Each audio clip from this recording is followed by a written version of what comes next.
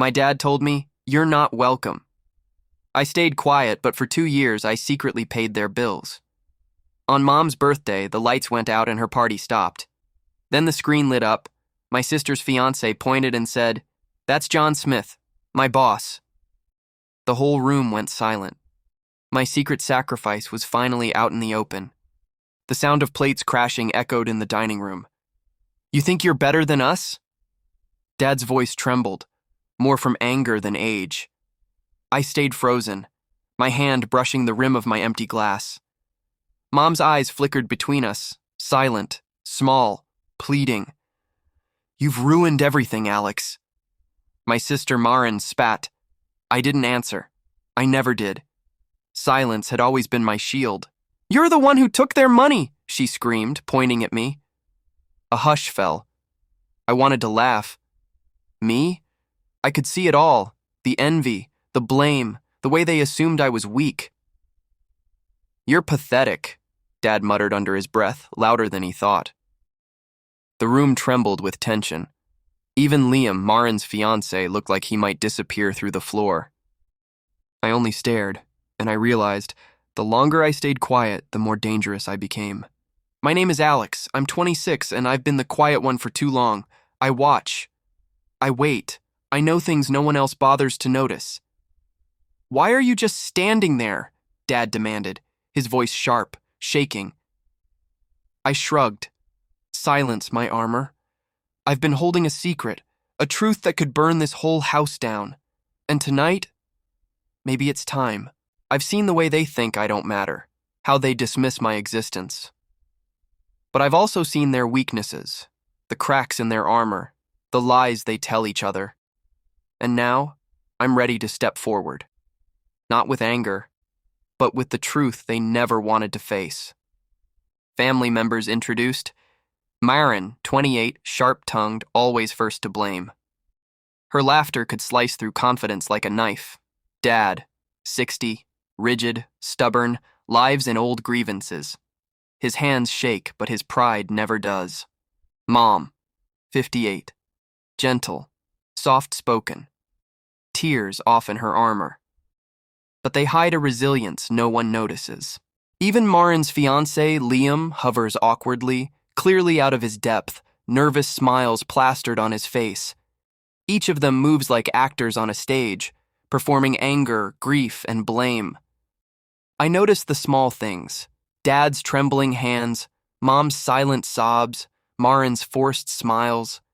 And I notice what they don't see. How easy it is to push me down, to assume I won't fight back. Something's off. Someone is hiding more than their anger. Someone is lying. "You sold the house without telling anyone," Marin accused. Her voice was sharp, almost trembling with rage. I laughed quietly, almost bitter. "I didn't sell anything." "Then who's been paying the mortgage for 2 years? Dad's face went pale. I felt the weight of my own secret shift in the room. I had carried them, silently, while they tore each other apart. "You think you're some kind of hero?" Marin sneered. "I don't need to think it," I said. My calm made them uneasy. Mom's eyes glistened with tears.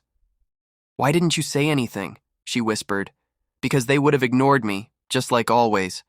Because their pride is too big for gratitude. And now, tonight, they were finally seeing me for what I am. Not just their scapegoat." Marin crossed her arms, scowling. "Why didn't you ever tell us?" "Because you'd never listen," I said calmly.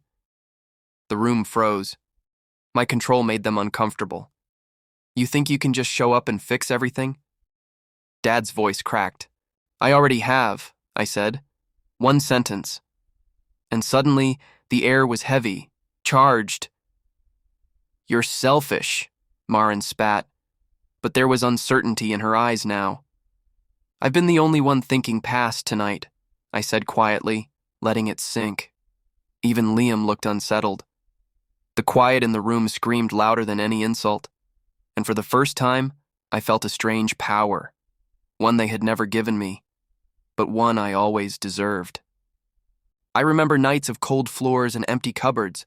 I'd sneak money from my own savings to pay their bills.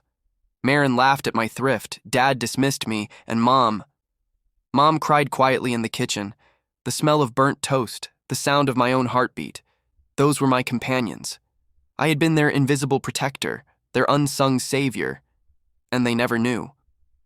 I was humiliated by their ignorance, their accusations, their cruelty. And yet, I kept going. Because I loved them. Because I believed in the family they never showed me they valued. But now, I was done hiding. On Mom's birthday, the lights went out mid-party. Liam pointed at the screen. "That's John Smith, my boss." The room went silent.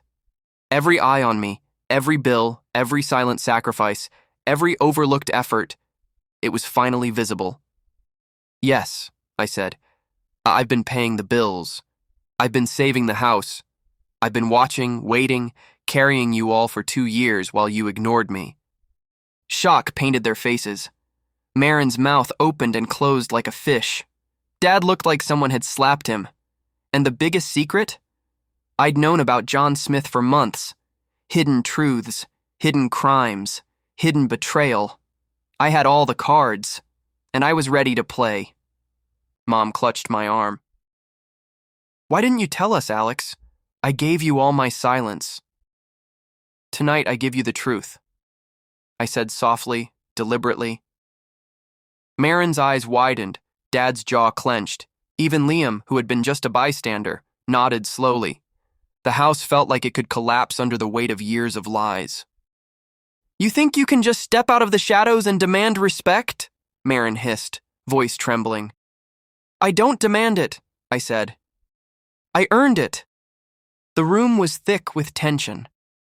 I could feel their anger, confusion, and guilt like a storm pressing in from all sides. I stepped back from the chaos. "Apologies won't fix this. And I don't need your gratitude," I said. Mom tried to hug me, but I stepped aside gently. "I'm done carrying all of you," I said. My voice was calm, but firm. They stared, dumbfounded. For once, I wasn't their punching bag, their scapegoat, their invisible child. Freedom tasted bitter and sweet at the same time.